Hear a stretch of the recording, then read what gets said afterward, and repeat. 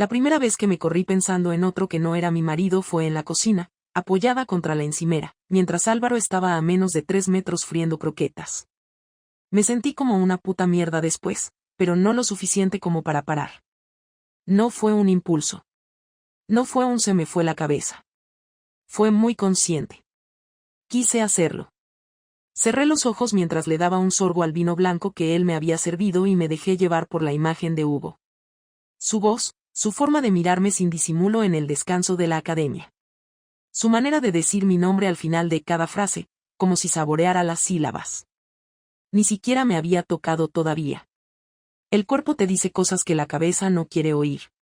Y mi cuerpo gritaba.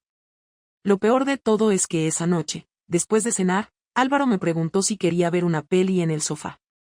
Él, que llevaba semanas sin prestarme atención más allá de los que hay para cenar, y lo cierra la ventana que hace corriente, de repente tenía ganas de compartir algo conmigo.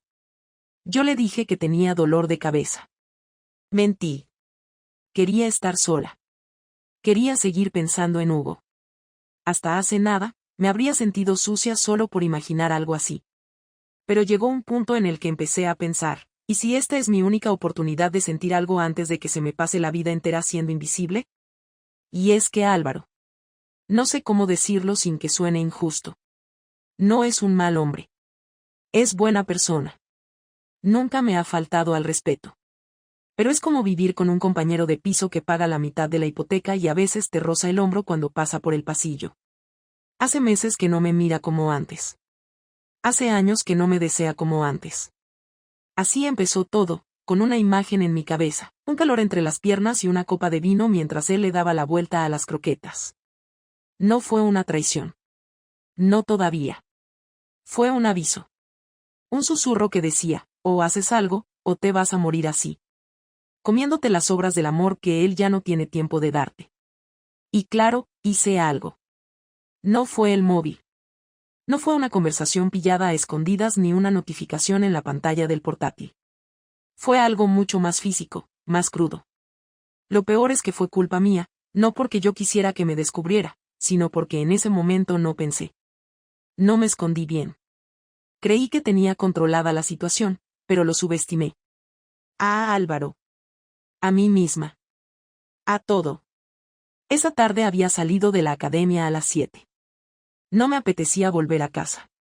Sabía que Álvaro llegaría a las 8:30 o 9 como mucho, así que me tomé un café cerca, di una vuelta sin rumbo por el barrio, y a eso de las 8 menos cuarto decidí ir a casa.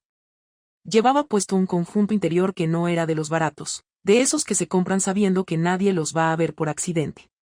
Lo había elegido esa mañana por si acaso, aunque en el fondo sabía que no iba a pasar nada ese día.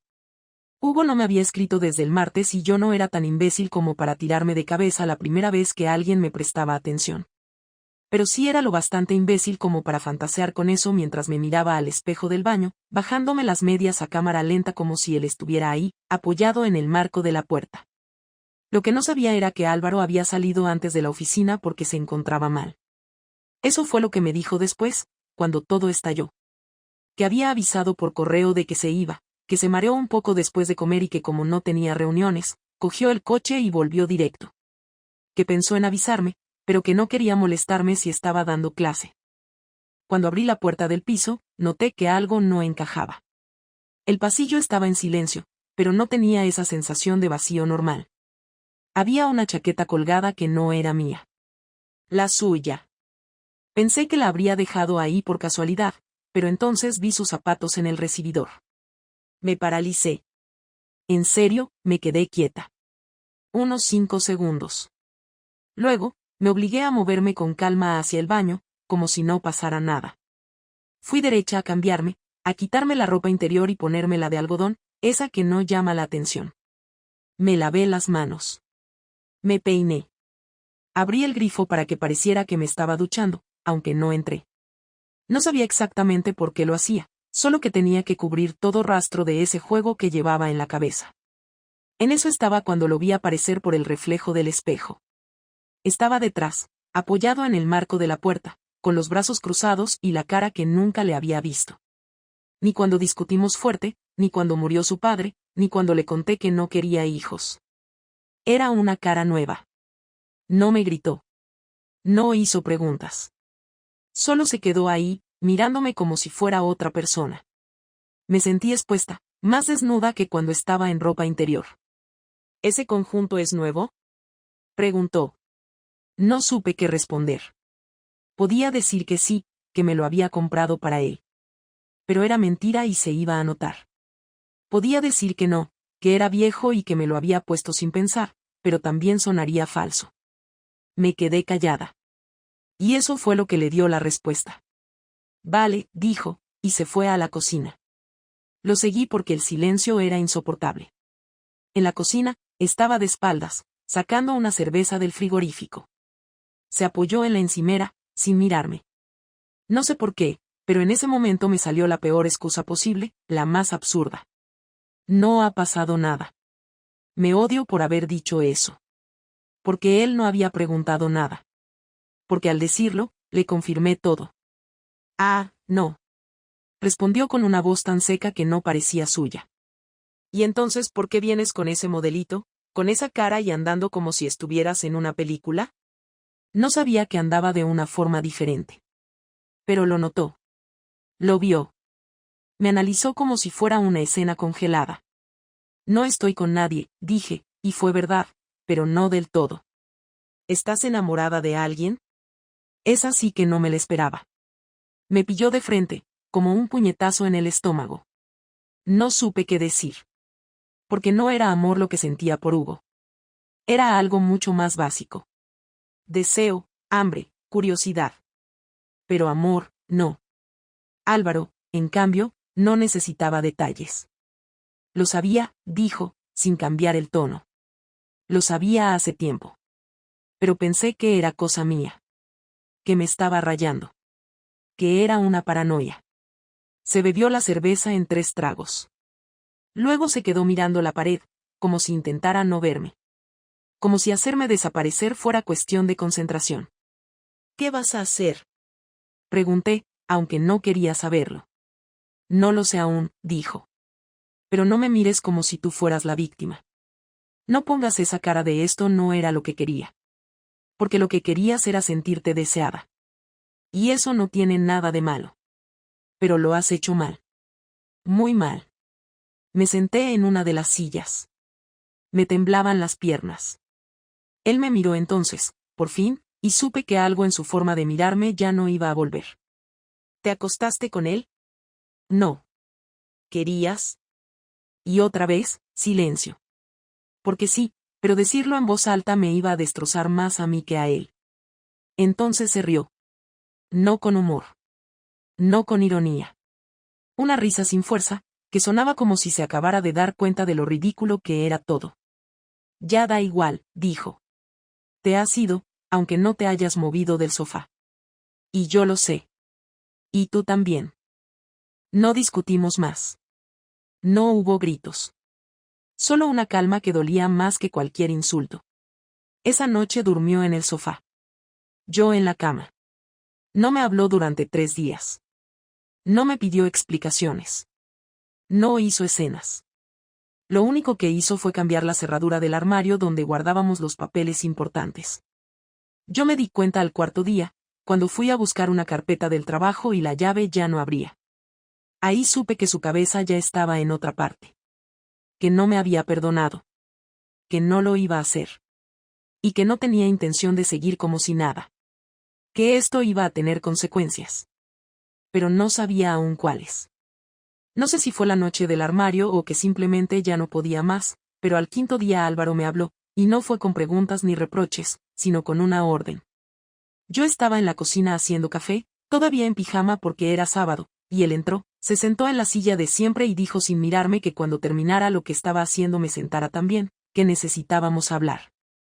Lo dijo con ese tono neutro que usan los médicos cuando te van a dar malas noticias, sin emociones, sin pausa, sin permitirte prepararte. Me giré, asentí con la cabeza como una niña pequeña y terminé de preparar el café, aunque las manos me temblaban tanto que derramé parte del azúcar en la encimera. Lo limpié sin pensar, intentando mantener la cabeza ocupada para no ponerme a llorar ahí mismo. Me senté frente a él, con la taza caliente entre las manos y sin saber dónde mirar. Él tenía los brazos cruzados, las piernas también, el cuerpo completamente cerrado como si todo en él me estuviera diciendo que ya no quería compartir nada conmigo. Me costó unos segundos decir algo, pero al final solté lo más básico, lo único que se me ocurrió. ¿Qué quieres saber? No me contestó enseguida. Se quedó mirándome un rato, largo, incómodo, como si no supiera por dónde empezar o como si estuviera decidiendo si valía la pena hablar conmigo en absoluto. No quiero saber nada, Lucía. Ya lo sé todo. Lo que quiero es que tú hables. Que digas lo que no has dicho aún. Que tengas los huevos de decirme la verdad de una vez. Me quedé en silencio. No porque no supiera qué decir, sino porque lo que él pedía era lo que yo había estado evitando desde el principio. Podía mentir, podía inventarme una versión más suave, podía victimizarme, echarle la culpa a la rutina, a la falta de atención, a lo que fuera, pero él no me iba a creer. Y yo estaba harta de fingir. No me acosté con nadie. No lo hice. Pero sí lo pensé. Lo deseé. Me dejé llevar por algo que sabía que estaba mal. Y lo hice sabiendo que tú estabas ahí. Que existías. Que te podía hacer daño. Él no dijo nada. Solo me miraba, pero sentía como si me estuviera desarmando con los ojos. Nunca antes había sentido tanta vergüenza por decir la verdad. Prefería cuando me ignoraba. Eso dolía menos. ¿Por qué? Preguntó entonces, sin levantar la voz. Y no supe responder. No porque no tuviera motivos, sino porque no sabía cómo ponerlos en palabras sin sonar como una persona miserable. Aún así lo intenté. Porque me sentía sola. Porque tú ya no me mirabas. Porque me sentía invisible en esta casa. Porque hace meses que no me tocas, que no me preguntas cómo estoy, que no pareces querer estar conmigo. Y un día, alguien me miró. Solo me miró. Y yo sentí algo. No amor, no cariño, ni siquiera interés verdadero. Solo, algo. ¿Y crees que eso justifica lo que hiciste? Preguntó, esta vez con más dureza. No. No lo justifica. Solo lo explica. No esperaba que me entendieras, ni que me perdonaras. Pero necesitaba que lo supieras. Él se levantó de la silla, caminó hasta el fregadero y se quedó de espaldas, respirando fuerte. Se apoyó con las dos manos y bajó la cabeza. Parecía contenerse para no explotar, o tal vez simplemente estaba intentando no desmoronarse. No lo sé. ¿Sabes lo que me jode más? Dijo entonces, aún sin mirarme. Que no tuviste ni la decencia de esconderlo bien. Ni siquiera eso. Me hiciste dudar de mí, me hiciste pensar que era yo el paranoico, que me estaba inventando cosas. Y tú mientras tanto te paseabas por la casa con esa cara de adolescente enamorada. Te veías diferente, Lucía. Yo lo noté.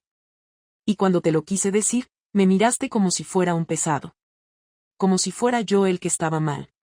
Me hiciste sentir como un gilipollas. Me levanté despacio, apoyé la taza en la mesa y me acerqué a él, pero no se giró. No quería que pasara así. No pensé en hacerte daño. Solo, me dejé llevar. Entonces se giró, me miró y por primera vez le vi los ojos llenos de rabia. No gritando. No descontrolado. Una rabia tranquila, contenida, mucho más peligrosa. Claro que no pensaste en hacerme daño. Porque no pensaste en mí. Pensaste en ti. En lo que sentías. En lo que te faltaba. En lo que te apetecía. Y ya está. Y me parece bien, ¿eh? Si no me quieres, si ya no te sirvo, si soy un mueble más de esta casa, dilo y punto. Pero no me trates como si yo fuera el causante de tus decisiones. Yo también he tenido ganas de mandarlo todo a la mierda más de una vez, ¿sabes? También he tenido días de mierda, también he sentido que esto se moría. Pero yo no salí a buscar a nadie. Yo me quedé aquí. Contigo. Tragando. Pensando que era una racha. Que se podía arreglar. Pero tú no. Tú te bajaste del barco y ni siquiera me avisaste. No supe qué decir. Nada de lo que pudiera salir de mi boca iba a cambiar lo que ya había hecho. Me senté otra vez, esta vez sin mirarlo, con las manos entrelazadas como si estuviera esperando una sentencia. ¿Qué vas a hacer? Pregunté otra vez, porque era lo único que me salía. De momento no lo sé, dijo. Pero ya no te creo. No te miro igual. No te respeto igual. Y cuando pasa eso, lo demás ya da igual. Y entonces se fue. Se duchó, se cambió, cogió las llaves y salió sin decir a dónde iba. Yo me quedé en la cocina, con la taza todavía caliente y las manos frías. Estaba temblando. No de miedo, sino de vacío. De haberlo perdido sin remedio. Porque una cosa era que sospechara, y otra muy distinta era que lo oyera de mi boca. Y eso ya no se podía deshacer. Durante los primeros 2 días después de aquella conversación, Álvaro actuó como si ya no viviera en el piso, aunque seguía durmiendo allí. No cruzábamos palabras. No preguntaba nada. No dejaba rastros. Salía temprano, volvía tarde, comía fuera, no dejaba platos sucios, no usaba el salón, no encendía la tele, no dejaba el móvil por ahí, no me miraba. Había vaciado su presencia como si quisiera borrar todo lo que compartíamos, y yo empecé a sospechar que estaba planeando algo. No porque lo viera hacer nada raro, sino porque lo conozco. No es de los que estallan, es de los que esperan, observan y luego golpean cuando ya nadie lo ve venir. Empecé a revisar mentalmente todo lo que él podría usar contra mí, si había pruebas de algo, si podía acusarme de infidelidad aunque no hubiera habido contacto físico, si podía dejarme fuera de algo legal. Empecé a ponerme nerviosa, y en ese estado fue que descubrí la primera señal de lo que estaba preparando. El viernes por la mañana, al ir a la habitación pequeña donde guardábamos cosas de papelería, noté que el archivador donde él guardaba copias de contratos, escrituras y documentos bancarios ya no estaba. Revisé los cajones. No quedaba nada suyo. Ni la documentación del coche, ni la de la hipoteca, ni sus nóminas, ni los papeles del seguro de vida, ni siquiera la póliza médica. Me quedé quieta unos segundos, sintiendo como la piel se me erizaba sin frío. Luego fui al dormitorio, abrí su armario y encontré que faltaba ropa. No toda. Lo justo para disimular, pero evidente para alguien que conoce cada prenda. No estaban los 2 trajes que usaba para reuniones importantes. Tampoco sus camisas planchadas, ni sus zapatos buenos. Solo lo que se pondría a alguien que piensa irse sin hacer ruido. Esperé a que volviera esa noche. Me senté en el sofá con la luz encendida y una copa de vino que no probé. Entró pasadas las 11, como si nada, dejó las llaves en el cuenco del pasillo y fue directo a la cocina. Cuando salió, yo ya estaba de pie.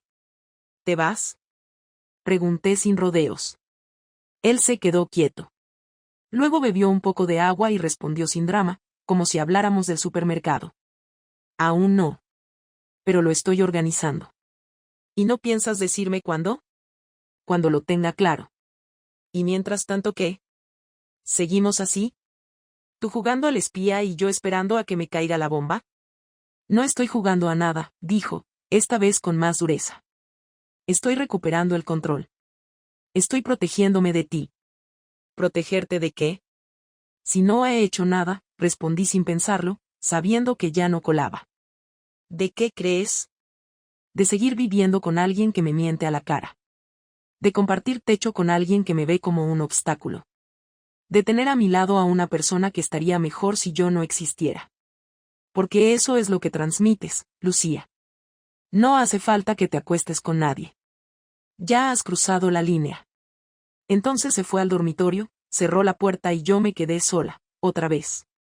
Pero ahora ya no había silencio, había un vacío calculado. Me estaba borrando poco a poco, de forma quirúrgica, sin espectáculo, sin gritos. Y eso dolía más que cualquier bronca. El lunes siguiente descubrí la segunda parte de su plan. Me llamaron del banco para informarme de un cambio en la cuenta conjunta. Habían modificado la modalidad de firma, que hasta ese momento era indistinta, y ahora requería autorización de ambas partes para movimientos superiores a cierta cantidad. Cuando pregunté cómo era posible que lo hubieran hecho sin mi firma, me dijeron que él presentó una solicitud de modificación basada en un supuesto conflicto legal inminente, y como aún no había una separación formal, el banco aceptó el cambio con medidas cautelares. Me sentí ridícula.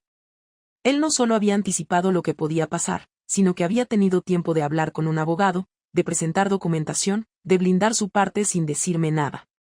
Esa tarde volví a casa antes de tiempo. Álvaro aún no había llegado. Revisé su escritorio y, como imaginaba, ya no había nada. ni papeles, ni agenda, ni portátil. Se había llevado incluso los lápices. Me senté frente al hueco vacío donde antes estaba su ordenador y sentí una mezcla de rabia, tristeza y culpa que no sabía cómo manejar. Yo lo había traicionado emocionalmente, sí. Pero él había respondido como si le hubiera vaciado la cuenta del banco y vendido el piso sin avisar. No había espacio para el perdón, ni para la conversación, ni siquiera para el desprecio. Solo había un proceso de limpieza sistemática. Esa noche lo enfrenté. ¿Vas a dejarme sin nada? Le dije en cuanto entró. Se detuvo en seco, dejó la mochila en el suelo y me miró sin expresión. No. Entonces, ¿por qué estás cerrando todo? ¿Por qué estás moviendo cosas sin decirme nada? Porque no confío en ti. Porque no sé si vas a hacer algo impulsivo. Porque prefiero estar preparado antes de que esto se vuelva más feo. ¿Feo? ¿Y esto te parece bonito? No. Pero no es mi culpa. ¿Y tú qué, Álvaro? ¿Crees que tú has sido perfecto? ¿Crees que yo me inventé lo de la distancia? ¿Crees que me levanté una mañana y decidí que me daba igual lo que teníamos? No. Pero yo no salí a buscar a nadie. Yo no necesité que alguien me mirara para saber que tú seguías ahí. Tú sí. Y esa es la diferencia. ¿Entonces qué? ¿Te vas? ¿Te vas a quedar con todo? ¿A dejarme como la mala de la película? No necesito dejarte como nada. Tú sola te encargaste de eso. No pude más. Le tiré la copa contra la pared. No a él. Contra la pared. Se rompió en 1000 pedazos y el vino manchó el suelo. No se movió. Solo me miró como si ya no quedara nada que rescatar. Como si ya no doliera. ¿Sabes qué vas a lograr con todo esto? Que te odie. Que te odie de verdad. Prefiero eso a que me tengas lástima, dijo. El odio es más limpio. Y se fue al cuarto otra vez. Cerró la puerta. Y esa noche supe que ya estaba perdido todo. No sabía si él la iba a iniciar o si tendría que hacerlo yo, pero sabía que la conversación final estaba por llegar. Se notaba en cómo me miraba, en cómo pasaba los días sin dejar un solo cabo suelto. Cada gesto suyo tenía un propósito, cada paso estaba dirigido a un cierre. Yo, en cambio, todavía me levantaba cada mañana con una pequeña esperanza estúpida de que algo se rompiera en su actitud, de que me dijera que aún había algo que intentar, aunque fuera por respeto al tiempo compartido. Pero cada día era igual que el anterior, cada noche era un recordatorio de que dormíamos juntos solo porque aún no habíamos decidido quién se iba y cuándo. La distancia entre la cama y el sofá era ahora la distancia entre dos personas que ya no se reconocen. Fue él quien habló primero, un domingo por la tarde. No había prisa, no había ruido. El salón estaba en silencio, yo sentada en el sofá con una manta que no abrigaba nada y él apareció de la cocina con una taza de café que ni me ofreció. Se sentó enfrente de mí, la apoyó sobre la mesa y dijo que teníamos que dejar las cosas claras. No me asusté, porque lo estaba esperando. Pero tampoco estaba preparada. Vamos a hacerlo bien, empezó, con ese tono de funcionario que usaba cuando quería que algo quedara por escrito, aunque no hubiera papel delante. No quiero gritos, no quiero escenas. Quiero terminar esto de forma civilizada. Porque al final, por más que me duela todo esto, no quiero arrastrar el poco respeto que aún tengo por ti. No dije nada. Me limité a escucharlo. Porque tenía razón. Yo había cruzado una línea que, aunque él no la vio completa, la intuyó suficiente como para no volver atrás. Sabía que estaba perdiendo, que ya no había cartas que jugar. Voy a irme del piso, continuó. No porque quiera dejarte todo, sino porque no quiero seguir compartiendo espacio con alguien con quien ya no tengo nada. Me quedaré en casa de Sergio unas semanas, hasta que encuentre algo. Tú puedes seguir aquí hasta que decidamos qué hacemos con el piso. Si lo vendemos, si lo divides, si uno se lo queda. No me importa, podemos discutirlo más adelante, con abogados si es necesario. Pero de momento, yo me voy. Quise preguntarle por qué él era el que se iba si la que había fallado era yo. ¿Por qué me dejaba el espacio a mí? Pero no lo hice. Porque entendí que no era una concesión, sino una estrategia. Se iba para cortar, no para ceder. Para dejarme sola en el mismo espacio donde habíamos compartido todo, pero ahora con el eco de mi propia culpa. Quiero que sepas que no voy a hablar mal de ti, dijo, mientras tomaba un sorbo de café. Ni con mis padres, ni con mis amigos, ni con nadie. No porque te esté perdonando, sino porque no quiero hacer de esto un espectáculo. La gente saca sus propias conclusiones y a mí eso me basta. No me interesa castigar tu imagen. Me basta con que tú sepas quién eres y qué hiciste. Me sorprendió que no hablara de odio. Que no dijera que me detestaba. Que no me gritara en la cara que era una mierda de persona. Eso me habría dolido menos. Pero su frialdad me hizo más daño que cualquier insulto. Porque no buscaba herirme, buscaba borrarme. Yo ya no era alguien que le doliera, solo alguien que necesitaba desaparecer de su vida. No voy a ponerme a espiar tus redes, ni a seguirte, ni a preguntarte si estás con alguien. Ya no me importa. No quiero saber nada más. Lo que haga falta saber lo dirán los papeles cuando toque. Pero emocionalmente, para mí, esto ya se terminó. No pude más y hablé. Porque todo ese discurso racional me estaba dejando sin aire. No fue un plan, Álvaro. No fue algo que preparé. No fue una decisión. Fue un proceso, lento, confuso, lleno de culpa desde el principio. No intenté justificarlo nunca, y menos ahora. Pero no me trates como si fuera una calculadora. Me rompí por dentro mucho antes de mirar a otro. Me rompí cuando tú ya no estabas, aunque físicamente siguiera sentado en esta misma mesa cada noche. Él me miró con una mezcla de cansancio y resignación. Como si ya hubiera oído todo eso en su cabeza 1000 veces y no necesitara que yo lo confirmara. Eso te lo concedo, dijo, bajando la voz. Seguramente yo también fallé. Seguramente me volví frío, distante, cerrado. Pero yo no busqué fuera. Yo no traicioné. Y esa es la diferencia. Tú saltaste cuando yo aún pensaba que había suelo. Me quedé en silencio. Porque tenía razón. Porque por más que pudiera hablar de falta de afecto, de rutina, de distancia, al final había sido yo la que dio el paso. Yo había cruzado el punto de no retorno y ahora quería que él entendiera las razones como si eso limpiara el acto. Y no funcionaba así. ¿Y tú estás bien con esto? Pregunté con un hilo de voz. ¿De verdad estás bien con tirar todo por la borda así, sin luchar nada? No estoy bien, respondió sin titubear. Estoy roto por dentro. Pero no quiero quedarme en un sitio donde me van a seguir rompiendo cada vez que mire hacia atrás. Quiero reconstruirme. Y contigo eso no va a pasar. Me puse a llorar. No a gritar. No a suplicar. Solo a llorar en silencio, con los ojos clavados en mis propias manos. Él no se levantó, no se acercó. Solo me dejó ese espacio, como quien cierra la puerta y ya no vuelve. Te deseo que encuentres lo que buscas, dijo antes de levantarse. Pero que sea lejos de mí. Y se fue a su cuarto a terminar de hacer la maleta. Yo me quedé en el salón, con el sonido de la taza sobre la mesa como único testigo del final de algo que había empezado con un silencio largo y que terminaba con otro aún más definitivo. La maleta de Álvaro desapareció del recibidor a las 9:30 de la mañana del lunes. Yo ya estaba despierta cuando se fue, aunque fingí dormir. Escuché cómo bajaba la cremallera, cómo cogía las llaves, cómo salía sin cerrar de golpe. Ni un portazo, ni una nota, ni una última frase. Solo el sonido del ascensor y luego nada. Me quedé una hora entera acostada, mirando el techo, preguntándome si eso había sido todo, si así se acababan 7 años de matrimonio, si era posible que un silencio se sintiera tan definitivo. Luego me levanté, no por fuerza emocional, sino porque necesitaba ir al baño. Me lavé la cara, no me miré en el espejo, no me puse ropa bonita. Me senté en la cocina, abrí el portátil y respondí 3 correos del trabajo como si nada pasara. La cabeza me dolía como si hubiera bebido la noche anterior, pero no había tomado ni una copa. No lloré. No sentí ganas de gritar. Solo me sentía vacía, no como quien ha perdido algo que quería recuperar, sino como quien se da cuenta de que lo que perdió ya no era suyo desde hace tiempo.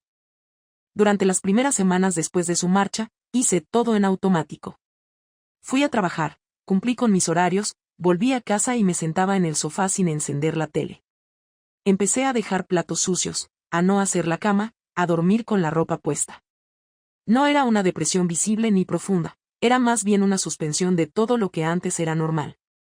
No hablaba del tema con nadie, ni con mis padres, ni con mi hermana, ni con las 2 compañeras del trabajo que sabían que mi matrimonio no iba bien. Cada vez que alguien insinuaba algo, yo cambiaba de tema. No porque me diera vergüenza lo que había pasado, sino porque no tenía fuerzas para justificar nada. Sabía que, si empezaba a hablar, iba a quedar como la mala. Y tampoco tenía energía para intentar explicar una historia que ya se había cerrado sin necesidad de explicaciones externas. Un viernes por la tarde, unas 3 semanas después, recibí una carta certificada con el aviso de que Álvaro había iniciado el proceso formal de separación. No me sorprendió. Era lo que tenía que pasar. Llamé al abogado de una amiga, pedí una cita, llevé los papeles y firmé lo que había que firmar sin negociar mucho. No pedí quedarme con el piso. No exigí parte de su fondo de ahorro. Solo pedí cerrar cuanto antes. No porque quisiera castigarlo, sino porque yo también necesitaba salir de esa historia lo antes posible. No me parecía justo aferrarme a algo que ya no era mío. Ni a él, ni a la rutina, ni a la excusa de que lo había hecho todo por una carencia. Ya no había espacio para eso. Había que asumir. Una mañana, mientras limpiaba la nevera por inercia, encontré una nota vieja que él me había dejado en la puerta del frigorífico hacía años, cuando aún estábamos bien. Era una tontería, algo como he comprado yogures, pero no te comas los míos. Me hizo gracia en su momento, y por eso la pegué ahí. La había olvidado. Al verla, no lloré. Solo la despejé con cuidado y la tiré al cubo de la basura.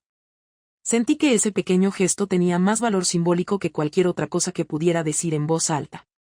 Con el paso del tiempo, Hugo desapareció de mi vida sin necesidad de un drama. No hubo ruptura porque nunca hubo nada real. Simplemente dejé de responder sus mensajes, y él no insistió mucho. Me imagino que intuyó que ya no tenía sentido. Tampoco era amor, ni siquiera una historia pendiente. Fue una chispa estúpida en medio de un incendio mayor. Lo que vino después fue más real que cualquier fantasía que yo pudiera tener con él. Mis padres se enteraron de la separación porque preguntaron directamente. Les dije que se había acabado, que habíamos decidido terminar de mutuo acuerdo. No les conté más. No les dije que fui yo la que inició la caída.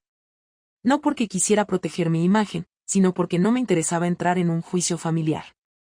Mi madre me dijo que lo sentía mucho, que Álvaro siempre le pareció un buen hombre. Yo le dije que sí, que lo era. Mi padre asintió y no dijo nada más. A veces, la familia entiende mejor el silencio que las justificaciones.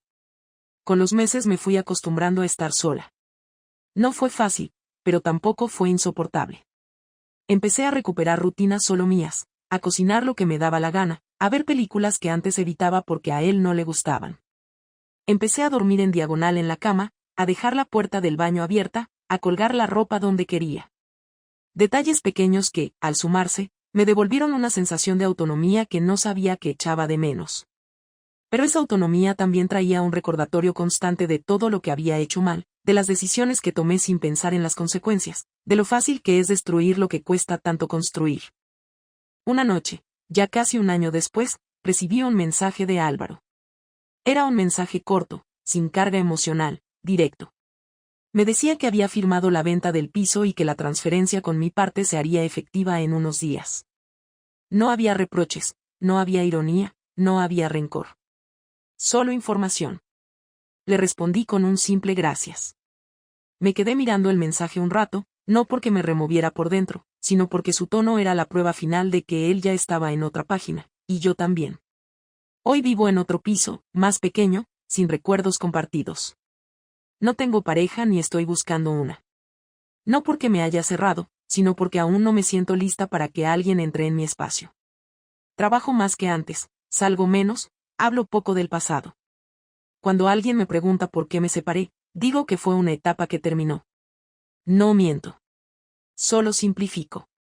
Ya no siento culpa como antes, pero tampoco me excuso. Sé lo que hice, sé lo que rompí, y sé que nada de eso fue un accidente. Aprendí que hay errores que no se corrigen, solo se cargan. Y también aprendí que una decisión tomada desde el deseo puede tener consecuencias que duran años. A veces pienso en qué habría pasado si en vez de callar tanto le hubiera hablado más a Álvaro. Si en vez de mirar hacia otro lado le hubiera dicho que me sentía invisible. Si en vez de dejar que el silencio nos separara hubiera provocado una conversación incómoda a tiempo. Pero ya no sirve de nada. Las historias no cambian por pensarlas mejor después. Esta fue la mía. No perfecta. No bonita. Pero real. Y mía.